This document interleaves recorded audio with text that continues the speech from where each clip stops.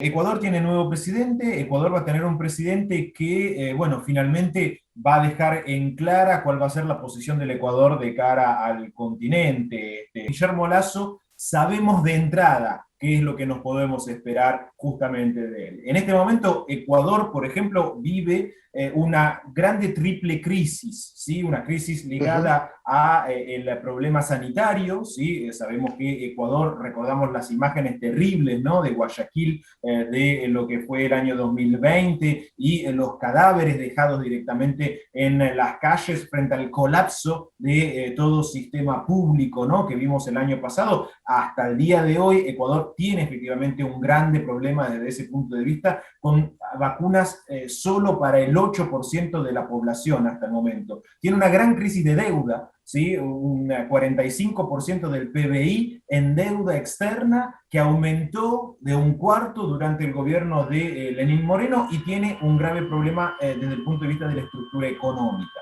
pobreza, desocupación.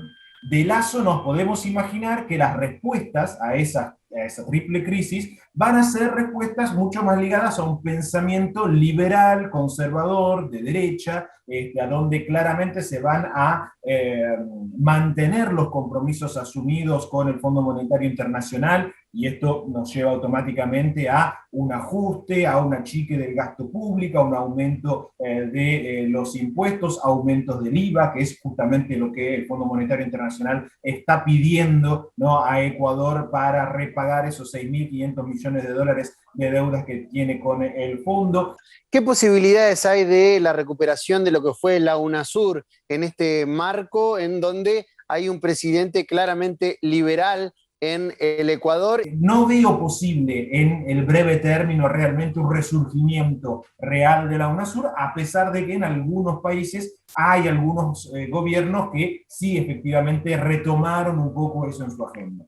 ¿Qué puedes decirnos de las elecciones en el Perú? ¿Va a haber una segunda vuelta? ¿Va a haber un balotaje? Porque no hubo grandes diferencias entre los partidos o los candidatos que obtuvieron la mayoría de los votos. Lo primero que se nota en Perú es una fragmentación. Esto ya lo sabíamos desde la previa, ¿sí? Sabíamos perfectamente que había 18 candidatos a la presidencia, de que esos 18 candidatos prácticamente ninguno en la previa superaba el 10% de los votos.